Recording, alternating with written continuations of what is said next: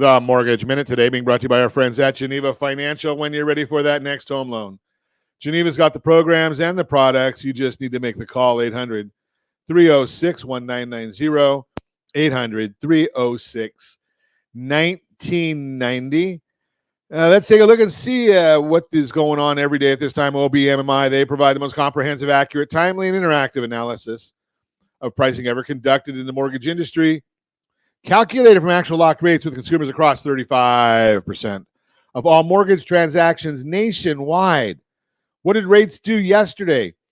They don't put out the data any sooner than the next morning, so that's why we use yesterday's dates. Hey, and do remember, they don't tell us points paid, points received, or the APR. All they tell us is what the number is you're going to put in the mortgage calculator.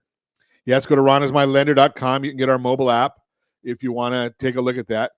Now, it looks like we had a mixed bag yesterday. 30-year conforming loans, they were pretty flat. They didn't change a whole lot. 6.776. 30-year jumbo loans were down 7.197. FHA loans, those were up 6.627. USDA loans down 6.568.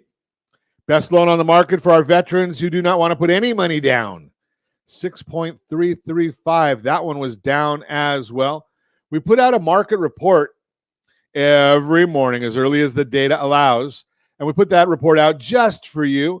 If you want to get that report, rsrmarketminute.com, rsrmarketminute.com. You can subscribe to that totally free to you, rsrmarketminute.com. Let's see what the markets are doing right now. The S&P 500 is up 40 points as we speak.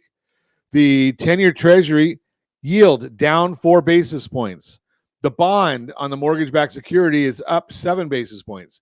As you can tell, the bond and the yield, they go in different directions. They're always opposite. Bond and yield, not necessarily between when you look at cross products. The 10-year Treasury is one product. When we see the yield is down, that means the 10-year Treasury bond price is up. Now, when we look at the mortgage-backed security, we're looking at the 6% coupon. Doesn't mean you're getting a 6% rate. That's just the coupon on the bond.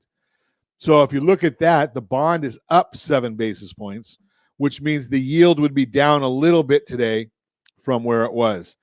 All good stuff. Now, the question that you're going to want to know is why, or you should want to know it, because that's what we talk about right here on Ron Siegel Radio. You can go to google.com and find out what these things are doing, but you have to come to Ron Siegel Radio, and we're going to tell you why these things are happening, what's driving these markets. And what that answer is we've got the second quarter GDP. First reading showed the U.S. economy grew by 2.8%. That's an annualized basis, which is much stronger than the 2% expected in previous quarter reading of 1.4. Consumer spending was strong and rose 2.3%, better than the estimates of 2%. Big part of the reason for GDP beat was inventory build, which added 0.82% to GDP. Without it, we would have seen a figure right around the estimates. What does that mean? Well, at various times, depending upon what the marketplace sees as the benefits of what's going on in the market, what will end up happening from time to time is the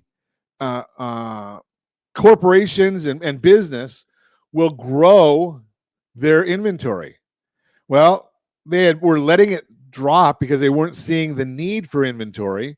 And then it looks like, according to the data here on the first quarter GDP reading, the companies were building their inventories back up. So that's what we mean by build and draw on the inventory. Draw means it goes down, build it means it goes up.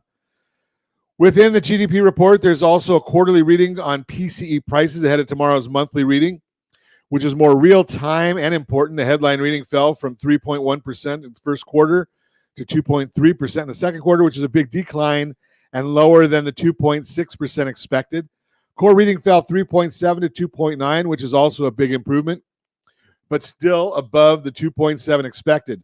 Tomorrow's monthly core PCE reading for June is expected to come in light, between 0% and 0.1%, and should be positive for the bond market. Durable goods orders, that's the big items: cars, boats, planes. The orders fell in June 6.6%.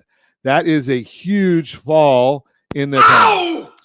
But why is that? And we look deeper in, and the entire decline was due to a drop in aircraft orders. Does that surprise anybody when we've seen what's going on with airplanes? So got a drop in those surprise. A drop in those airplane orders. When stripping out transportation, orders rose 0.5%. Core durable goods rose 1%. Were stronger than estimates of 0.2 from the previous reading of negative 0.9. This figure gets plugged into GDP and will likely lead to some higher second quarter estimates.